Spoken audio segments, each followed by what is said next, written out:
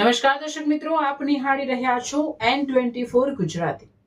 તો નજર કરીશું આજના મહત્વના સમાચાર પર। લિંબાયત ઉત્સવ સમિતિ દ્વારા વિવિધ સેવાકીય અને ધાર્મિક કાર્યક્રમો યોજાયા। નાગરિકો માટે નિઃશુલ્ક મેડિકલ અને આંખોની તપાસ માટે આરોગ્ય કેમ્પ યોજાયો। યુવાઓને રોજગારી મળે તે માટે વિવિધ કંપનીઓની ઉપસ્થિતિમાં રોજગાર મેળાનું આયોજન।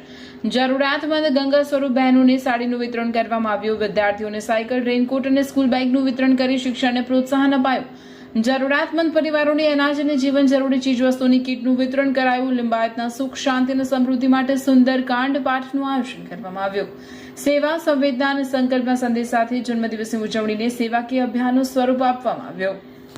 આજે લિંબાયત વિધાનસભા ખાતે મારા જનસંપર્ક કાર્યાલય પાસેથી જે આયોજન અનેક જન્મદિવસ નિમિત્તે મારા જન્મદિવસ નિમિત્તે જે કાર્યક્રમો રાખવામાં આવ્યા છે એમાં હું મારા કાર્યકર્તા, પક્ષશ્રીઓ અને બધા પાયાના બુથ પ્રમુખો પણ એમનો પણ હું ખૂબ ખૂબ આભાર માનું છું। આ કાર્યક્રમમાં જેવી રીતે આપણી જે દીકરીઓ સુમન સ્કૂલની જે દીકરીઓ છે જે પહેલો બીજો ક્રમાંક લાવેલા છે એવી દીકરીઓને એ આગળ વધે, પ્રેરિત થાય અને એટલા માટે એકમ દીકરીઓને સાયકલ વિતરણ કરવામાં આવ્યું છે, સ્કૂલ બેગનું વિતરણ કરવામાં આવ્યું છે, રેનકોટનું વિતરણ કરવામાં આવ્યું છે અને સાથે સાથે મેડિકલ કેમ્પ રાખવામાં આવ્યો છે અને સાથે સાથે ગુજરાત ગેસનું જે કનેક્શન 854 રૂપિયામાં મળે છે એની નવી સ્કીમ આવી છે। તો મારો એક ધ્યેય છે કે મારો વિધાનસભા વિસ્તાર બાટલા મુક્ત, સિલિન્ડર મુક્ત બને એના માટેનો હું આ આગળ પ્રયાસ મેં હાથે લીધેલો છે અને બુથવાઇઝ અમે લઈ જવાના છે। તેનો શુભારંભ આજે મેં અહીંયા આ સ્થળેથી મારા કાર્યકર્તા દ્વારા કરવામાં આવ્યું છે। સાથે સાથે ગંગા સ્વરૂપા ભગીની છે એમને પણ કીટની, અનાજની કીટનું વિતરણ છે, કોઈએ સાડીનું વિતરણ કર્યું છે।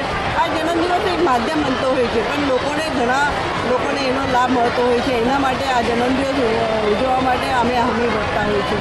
આ કાર્યકર્તાઓનું પ્રેમ અને નાગરિકોનું પ્રેમ અને લોકોનો પ્રેમ જોતાં એવું લાગે છે આ જે પ્રેમ એમનો મળી રહ્યો છે હું કદાચ કોને મળતો હોય પણ આવો આ લોકોને જેટલો મારા પર પ્રેમ અને સ્નેહ રાખ્યો છે હું ખૂબ ખૂબ આભાર માનું છું।